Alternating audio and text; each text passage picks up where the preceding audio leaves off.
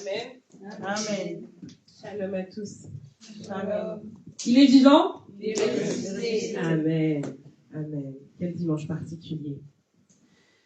Ce matin, je vais commencer par dire merci au serviteur de Dieu Sylvain parce que cette parole, elle m'a vraiment frappée. Des ténèbres à la lumière, Jésus est vraiment celui qui nous fait passer de la mort à la vie. Amen. Jésus est vraiment celui qui révolutionne l'existence de quelqu'un. C'est le témoignage de tous ceux qui le rencontrent, de tous ceux qui reçoivent la révélation de la croix. Et cette révélation de la croix, c'est ce qu'on célèbre ce dimanche même. C'est pour ça que je suis si attachée à cette célébration. C'est plus important que la fête qu'on appelle Noël.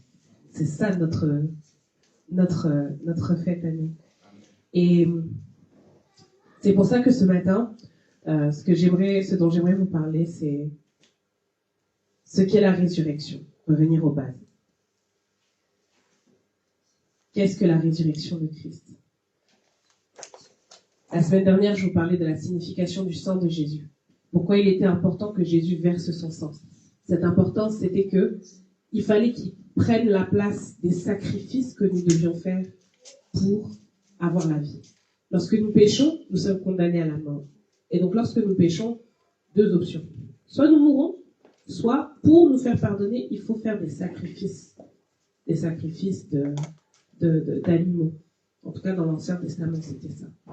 Et Jésus est venu mettre fin à cette loi en devenant le sacrifice par excellence et en nous substituant. Mais il ne s'est pas arrêté là. En fait, d'abord, il a annulé la mort et ensuite, il nous a donné sa vie. Amen. Par la résurrection. Amen.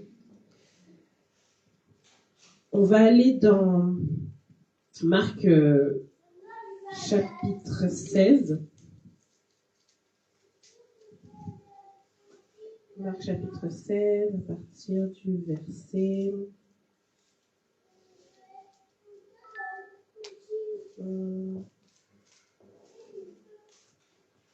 à partir du premier verset, c'est bon.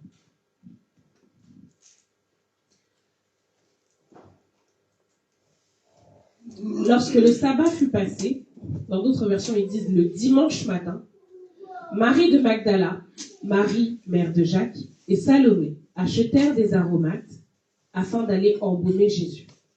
Les femmes qui ont pleuré sa mort. À ce moment-là, Jésus est mort. Le premier jour de la semaine, en fait, dimanche dans la Bible, c'est le premier jour de la semaine. Elles se rendirent au sépulcre de grand matin, comme le soleil venait de se lever. Verset suivant. Elles disaient entre elles, qui nous roulera la pierre loin de l'entrée du sépulcre? Puisque, en fait, lorsque quelqu'un était enterré, dans le peuple d'Israël, on n'enterrait pas les gens dans la terre. On les mettait dans des sortes de grottes, en fait, et il fallait rouler une pierre pour pouvoir accéder à la dépouille. Et en levant les yeux, elles aperçurent que la pierre, qui était très grande, avait été roulée. Elles entrèrent dans le sépulcre, virent un jeune homme assis à droite, vêtu d'une robe blanche, et elles furent épouvantées. Il leur dit, « Ne vous épouvantez pas. Vous cherchez Jésus de Nazareth qui a été crucifié. Il est ressuscité. Amen. Il n'est point ici. Voici le lieu où on l'avait mis. Mais allez dire à ses disciples et à Pierre qu'il vous précède en Galilée. C'est là que vous le verrez, comme il vous l'a dit. » Amen. Amen. Jésus n'est pas mort, il est ressuscité. C'est-à-dire qu'après avoir souffert, après avoir pris sur lui nos maladies, nos péchés, nos iniquités, celles de toute l'humanité, de gens qui étaient ses contemporains et des gens à venir. Il est parti, il est remonté en fait vers son Père et il est vivant.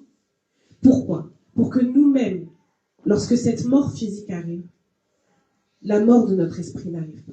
Amen. Pourquoi Jésus est ressuscité? C'était important qu'il ne s'arrête pas juste à la mort. Parce que s'il s'arrêtait à ça, en fait, notre existence s'arrêtait à notre expérience terrestre. Notre existence s'arrêtait au moment où nous venons au monde, ou du moins au moment où nous mourrons physiquement. Mais il fallait aller au-delà. Parce que Christ était éternel. Il a voulu nous rendre, en fait, notre nature.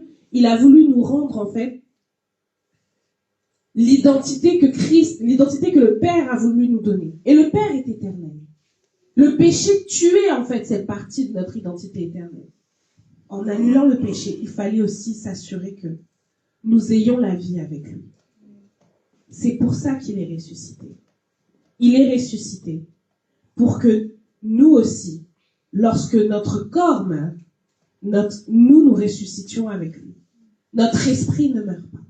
La réconciliation avec Christ nous permet d'accéder à la vie éternelle. La vie éternelle, c'est pas être jeune à vie. C'est pas exister jusqu'à ce que Jésus revienne. Du moins pas exister dans le sens humain. La vie éternelle, c'est que notre esprit continue d'exister après notre passage sur cette terre. Et que quand Christ revient, il nous prend avec lui, il nous amène au Père.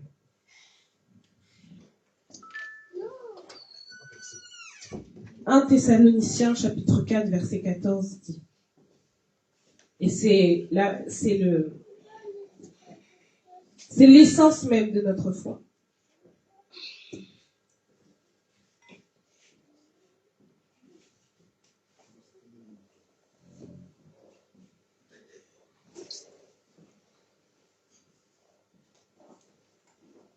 Car si nous croyons que Jésus est mort et qu'il est ressuscité, croyons aussi que Dieu ramènera par Jésus et avec lui ceux qui sont morts. Amen. Amen. Jésus nous a dit que nul ne vient au Père si ce n'est par lui. Nul ne vient au Père si ce n'est par lui, et lui, il est le chemin, la vie et la vérité. Amen. Lorsque nous recevons Jésus, nous accédons à Dieu. Nous croyons que Dieu nous ramènera par Jésus avec lui ceux qui sont morts. C'est-à-dire que ceux qui sont morts physiquement vivront avec Jésus dans l'éternité par l'acceptation de Christ, par l'acceptation de la mort, par l'acceptation aussi de la résurrection de Christ. C'est vraiment un mystère que les pharisiens avaient du mal à percer. Ils se disaient, mais attends, comment le monsieur peut dire que les morts vont ressusciter? Comment le monsieur peut dire que on va pas mourir? Ceux qui le reçoivent ne vont pas mourir. Ce mystère, c'est parce qu'il est spirituel. Amen. Il ne se fait pas dans le visible, il se fait dans l'invisible. Amen. Amen. Et c'est pour ça que lorsqu'on fait la prière, on fait la prière d'une personne qui est du nouveau-né, du nouveau croyant. Quand quelqu'un se convertit, on dit, Seigneur, je crois que tu es mort sur la croix pour mes péchés et je crois que tu es ressuscité aussi. Parce qu'il faut accepter la vie de Christ pour pouvoir la vivre. Et donc, l'impact de cette résurrection, il est double. Amen. Le premier impact de cette résurrection, il commence ici sur terre, pas dans l'éternité.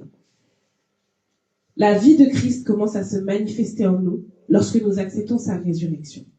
Pourquoi? Parce que la résurrection, c'est opérée par un esprit particulier, c'est l'Esprit Saint. Amen. Lorsque nous acceptons Christ, nous devenons qualifiés pour recevoir l'Esprit Saint. Et cet Esprit Saint opère une transformation qui nous communique la vie de Dieu. Amen. La vie de Dieu, c'est une vie de consécration, c'est une vie de sainteté, mais c'est aussi une vie bénie. Amen. Amen. L'Esprit Saint, l'Esprit de résurrection, le même Esprit qui a ressuscité Christ, commence à chasser en nous tout ce qui n'est pas de Dieu. J'accepte le Christ, je mène une vie en Christ, j'ai une relation avec Christ, je suis amoureuse de Jésus, et mon appétit pour les choses du monde disparaît. Mon appétit pour la distraction, mon appétit pour les querelles, mon appétit, mon caractère ma capacité en fait à faire ce qui ne plaît pas à Dieu disparaît par cet esprit qui a ressuscité Christ. Pourquoi? Parce que je suis mort avec Christ au péché. Quand Christ a été crucifié et que moi j'ai accepté Christ, je suis morte au péché. Je suis née aux choses de l'esprit. Amen. Et comme je suis née aux choses de l'esprit, ces choses de l'esprit maintenant me reconnaissent comme étant une maison où elles peuvent habiter. La joie me reconnaît comme une maison où elle peut habiter. La paix me reconnaît comme une maison où elle peut habiter. La patience, la maîtrise de moi-même, la bienveillance, tout ça là, c'est les fruits de l'esprit qui a ressuscité Christ. Et ce sont des choses qui me reconnaissent comme une maison où ils peuvent habiter. Par la résurrection de Christ. La résurrection de Christ transforme notre vie. Finalement, on ne ressuscite pas seulement quand Jésus va revenir, quand notre corps quitte cette terre, et que nous sommes dans un sommeil en attendant le retour de Christ. Notre esprit ressuscite déjà au moment où on accepte Christ. Amen. Et pour vous donner un petit témoignage, ou du moins à part comment moi je l'ai vécu, c'est que on peut être en Christ, on peut avoir donné sa vie à Christ depuis très longtemps, on peut avoir marché avec Christ, savoir prier, savoir parler en langue, savoir prêcher, savoir évangéliser, savoir chanter, etc., servir à l'église, tout ça, et ne toujours pas avoir compris comment la croix transforme, et ne toujours pas avoir reçu cette transformation dans notre vie. C'est-à-dire que à l'église, on va tout faire bien. Mais dans notre vie du quotidien, dans ce qui se passe entre le lundi et le dimanche,